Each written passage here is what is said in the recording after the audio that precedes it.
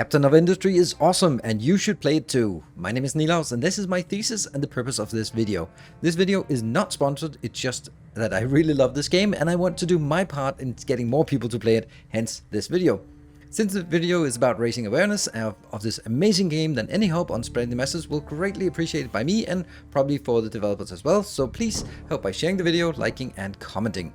What kind of game is Captain of Industry? At the core, Captain of Industry is a factory game with a bit more city building aspects than other factory games. This means we should compare Captain of Industry with the trifecta of factory games: Factorio, Satisfactory and Dyson Sphere Program. My take on it is that Captain of Industry should be up there with these greats as the four horsemen of the factory genre. Captain of Industry is an indie game developed over several years by two dedicated and passionate developers, and it continues to evolve and expand in the current early access phase, but it is very much now a very playable and very enjoyable game. Unlike the other factory games I'm comparing it to, Captain of Industry does not have a control character. It plays exclusively from a god mode through commands. These commands are carried out by vehicles that take care of both the building of the colony as well as transporting goods between supply and demand locations. So in Factorio terms, they both serve as construction and logistics bots. The look and feel of Captain of Industry is more grounded and realistic than the science fiction of the other factory games, both in terms of industrial processes as well as aesthetics of the game. Buildings are functional and look like real industrial buildings, and the tech tree does not have any magical or fictional techs. What is the premise of the game? Well, you make landfall on a deserted island with your crash ship and a few surviving crew members. From here you need to gather resources, both to build your base but also to feed and house your crew. You chop down trees, you mine iron, you farm potatoes initially and build your first bit of automation to make construction parts to keep expanding. From here you start building electricity for your factories, refine oil for diesel to keep your trucks moving, and build automation to take care of the maintenance of your trucks and buildings. As the base grows, you need to attract more people to man the growing factory. This in turn requires more housing, more food, new amenities, and which is more akin to the classical city building mechanics. At some point you make your basic needs of your little colony and you decide to fix your ship and set sail to explore the surrounding area. Island locations can contain loot, pirates, settlements to trade with, and offshore resources to gather later on. The game gradually transitions from a survival into an expansion for the sake of expansion. Progress is driven by the tech tree and the motivation is usually on solving existing problems by being more efficient and gaining new capabilities.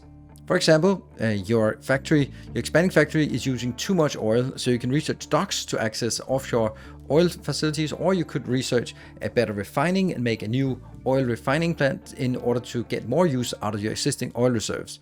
But eventually, you will need to do both as your base continues to grow. But you always have choices on which solution you want to pursue first and which to pursue later on, or maybe even skip entirely. As new tech is available, you build factory modules to serve the specific purposes and unlock these new capabilities. It is incredibly rewarding to design these, and they look amazing in an industrial way when they are completed.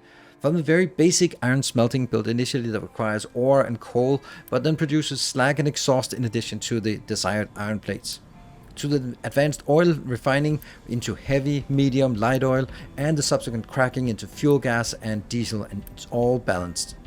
And even the upcycling of sour water into useful products like fertilizer, sulfur and rubber. All of these have to be balanced based on demands and supplies, and each process gets more and more complicated as the game progresses, but they also become more efficient, and this gradual increase is increasing the difficulty of the game and the difficulty of the design challenges as the game progresses. Because of the multitude of options and the freedom of choice, it's easy to get lost as a new player. But recently the developers added an excellent tutorial which highlights what to do and when to do it, and it even breaks it down into subtasks. These are rewarding to complete, both in terms of seeing objectives complete, but also in terms of getting tangible in-game rewards from the objective. This goes a long way to help new players to focus on the right things when there are so many options available. Another option is of course to come to my YouTube channel. I have a full let's play of the latest version explaining how, why, when, what to build, and also showcasing cool designs to solve each of these problems, and that will guarantee to help you get out of any death spirals you find yourself in. What makes Captain of Industry different from other factory games? Here I've tried to list some of the key points that are different and giving you an overview and a showcase of what these are. It is less forgiving than other factory games. I feel this is the biggest strength and weakness of Captain of Industry, hence why I mention it first. Maybe you tried Captain of Industry earlier and gave up because of the difficulty or complexity. So let's take a look at it in a way by by looking at what would happen in your other factory games if you left it running overnight. Inside factory, you will fill up all the storage and you will return with full stocks, no risk and only reward. Dyson Sphere will definitely keep running and maybe something will run out somewhere, but the base will not be in shambles. It'll be working, it might just be quiet down and waiting for you to come back with some semi-full buffers here and there. Factorio will keep running since resources don't really run out easily, and the only real threat is coming from biters, which is sort of external to your own base. Captive and Industry is much more like Oxygen Not Included. If you don't pay attention, something will jam. It almost doesn't matter what it is, but it will eventually cascade since everything is interconnected. So for example, your oil pressure stops, then trucks run out of diesel and the colony dies because you can't supply anything to anywhere. Your iron, copper, steel process stops and you run out of maintenance and your trucks and buildings break down and the colony dies. You are unable to handle the waste from the colony and the trash overflows, people get cholera and the colony dies. Pretty much anything can potentially cause a death spiral, so stay on top of your supply and demand, design for high and low demand scenarios, and stay on top of your buffer warnings and react early. This can be frustrating when starting and learning because it seems like everything is trying to kill you, but it is incredibly rewarding that the tension in the game comes from your own bad decisions and designs and not from internal threats like evolving biters. Many different products rather than many of the same product. Factorio, Satisfactory, and Dyson Sphere all scale up to late game in pretty much the same way. Build more of the same product to get to the later product. For example, blue circuits in Factorio require 20 green circuits, which leads to a massive demand for scaling up to meet the late game demands, but it's scaling up of things you already have. Same is the case in Satisfactory and Dyson Sphere, but Captain of Industry is doing this in a different way. Instead of doing more of what you already know, you're constantly introduced to new recipes and products that all tie together to the late game. I looked through the other factory games to get a sense of comparison of the number of products in each of the games, not counting buildings and equipment. So Factorio has about 40 products, intermediate products. Dyson Sphere program has about 60 products. Satisfactory has about 80 products, which actually surprised me that this was the one that had the most. By comparison, Captive Industry has 180 products. That is obviously an overwhelming number, but it does guide the playstyle in a very specific way. We all know the feeling in any of the factory games when realizing that the factory you built for a specific intermediate product now needs to be upgraded by a factor 4 or even a factor 10 to be productive to feed the late game products. This is generally not the feeling you get in Captive Industry. For example, your starter iron may need a 2x upgrade with better buildings, but not much more than that because iron is primarily used for early game products, while the late game products needs gold, silicon, plastic, and therefore there are different products needed instead of more of the existing ones. This means that your designs will last a lot longer, and it also means that you can and probably should spend more time on the design for even your starter iron because it's going to last a long time. And that's a great feeling in the mid game when you build an advanced oil refining and knowing that this will serve you until the very end of the game. There will still be more challenges in the game presented because you have different processes later on, but now you know that oil refining is pretty much done. So this is more time spent designing and less time spent on rebuilding, which I think is a great feature for a factory game and a good design choice. Maintenance and upkeep. Unlike the other factory games, there is a constant upkeep in Captain of Industry, which means you must mine and produce to keep the base alive. Every building and vehicle has a constant demand for maintenance, and all vehicles have a demand for diesel. If either run out, you're entering into a death spiral that can be hard to break out of. Not impossible, but hard. Many processes also require coal or steam, and steam often comes from coal, so this is another critical resource that you need to stay on top of, that everything kind of shuts down if your coal is lacking. This means that if you are inexperienced, you end up spending a lot of time fighting fires rather than progressing with the game. I feel like this forces better designs and looking into the future instead of reacting to disasters that happen. Again, a good design choice. Terraforming. You only have one island and the resources available on that island for your base. An interesting choice was made to make the island fully terraformable, if that's even a word. In the beginning, this doesn't feel particularly impactful because your trucks and your excavators are limited, but you just kind of drop things off in the ocean and dig a little bit into the mountains. But in the mid game, you can start adapting your island to your needs, and by the late game, you can really shape it to your needs. Flat and square, that is my preference. This terraforming feature is incorporated heavily into the gameplay in an interesting and meaningful way to become its own little minigame. In the beginning, the raw resources are abundantly available in mountains of iron, copper and coal, but as you progress, the mountains start disappearing and you need to start digging underground with ramps and supporting walls to prevent collapses. Additionally, many processes have waste products like slag that don't really serve much of a purpose but need to be dealt with. Well, we can throw it into the ocean, that's the best option, and while we throw it in the ocean, we might as well throw it in the ocean and shape the ocean, the shoreline, to fit our factory. Population creates waste and that also needs to be dealt with. Again, we can throw it into the ocean, but that will cause pollution, negatively affecting the population health. Ramps, land bridges, straightening shorelines, leveling terrain all become part of the long-term strategy for your factory that needs to be planned out ahead many hours before you actually need it. Unity. There is a random semi-magical resource in the game called Unity. If you fulfill the requirements of the population, you will get more Unity. Unity is used for a couple of things in the core gameplay and one brilliant trick to make you love it. Unity is used for enacting edicts to lower consumption or increase production.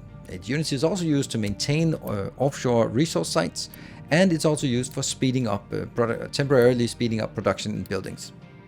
Those are core mechanics to the gameplay, but the real value in Unity is the ability to instantly build and instantly remove designs. This is a brilliant feature because it alleviates one of the frustrations in the game, the waiting for trucks to bring materials to the construction site once the design is approved for build. Without Unity, it would also be very difficult to recover from breakdowns because this gives you an option to instantly build an extra storage to prevent blocking, or instantly build a new supply line to alleviate some pressure on something or something you missed building in the first place. The brilliant part about it is that it gives you as a reward to the player, not in the game. And it gives you the reward when you play the game as it is intended to be played. The population can perfectly fine live off just potatoes. But if you give them a varied diet, you get bonus Unity, and Unity is used constantly to get the convenience for the player for instantly build. If it wasn't for this instant build benefit, you would not necessarily feel the need to always increase your Unity production, but now it's something that you want to get as a player, and that's really an efficient way of guiding the player. Too many games are punishing the player if they don't work the intended way. Oh, low productivity when your people are unhappy, or they will leave the colony if they are unhappy. Now, Captain of Industry is rewarding the player, not the game, with the convenience of instant build as a reward for playing the intended way. The game does not become easier or more difficult, it just takes away a little bit of a tedium because you can then get the instant build, and this is an excellent implementation to motivate the player in a positive way instead of punishing in a negative way. Core game cycle. The core game cycle is what it feels like to play the game. When you sit down for an evening to play it, what does it feel like and what are the things you spend the time on? Basically, like other factory games, you like solving problems, and therefore it's about seeing an abstract problem, such as you've just unlocked a new tech and you want to implement it, and then you formulate a solution, you design the solution to take all the variables into consideration, such as inputs and outputs and waste products and potentials for jamming. You build the solution to confirm your design and monitor the performance, maybe make some tweaks if there's something you missed or some flows are not fast enough, to optimize the solution. And then sort of between that, or while you're doing this, you will be interrupted by random things that happen in your base and some kind of warnings that will just highlight that you need to pay attention to this. And it's kind of this loop back and forth where you are spending time on designing and then spending time on, well, fighting fires for things you didn't think of in your previous design. After thousands of hours in various factory games, problems often look very similar and devolve into, oh, I need more of X, let me look at the prerequisites and build those, and then we're all good. Now, I appreciate the way Captain of Industry is posing questions in a more open way. Like, you want more diesel? Okay, well, now you have to deal with a more complex cracking process of heavy, medium, and light oil. And you also now have to deal with sour water. You have to find some hydrogen somehow. And there's a little bit of wastewater coming out that needs to be recycled. So this is like open questions that I need to deal with and I need to come up with a solution to, instead of more straightforward, you need more steel, get more iron. And that's something that I really appreciate. So there's a wastewater, sour water, do I just dump it or do I upcycle it? Even the waste plumes that are generated can be recycled into sulfur and carbon dioxide, which can then be processed into graphite. But the question is whether it's worth it, my time to build it. Is it something that I'm going to be focusing on? And That's individual for each player and depending on how you set up your logistics, and those are the kind of ways that it poses great open questions for you to solve, and all of us will solve them in a slightly different way. Conclusion. I have not mentioned the graphics, the music or the sound design. They're all perfectly fine, but they're not the unique selling points of the game. The real selling point and why you should give Captain Industry a chance is the fact that the way that it poses a challenge without a single clear solution. This forces you as the player to think about creative solution and come up with something that is unique and interesting for your particular base. How every issue is caused by your own lack of foresight. This is 100% true. Whatever happens, it's because you didn't think of this eventuality. This is it can be a bit damning in the beginning, but it's also really rewarding when you see the things just flowing and you know that that's because you've been thinking of all the eventualities. The way the island is transformed from a pristine forested island into an industrial mega complex is so rewarding for any factory player. The gratification of building new cool designs that will solve major issues and then just seeing them work for extended periods of time in your base. The freedom to focus on different processes and ignore others while making your own colony unique. And for those reasons, I think you should head on over to Steam and buy the game and give it a chance. If you, like me, are a fan of the factory genre, then it's also great to see that more games can prosper. So it's not just is it Factorio or is it Satisfactory? No. We need more games and more great games with different takes so that this genre can evolve as we move forward. Thank you for watching this video. If you liked the video, please hit the like button, leave a comment about what you think about this kind of content. Consider subscribing for more factory and simulation games here on the channel. And of course, we want to get this message out there, so please share the video so more people can discover this brilliant Captain of Industry game.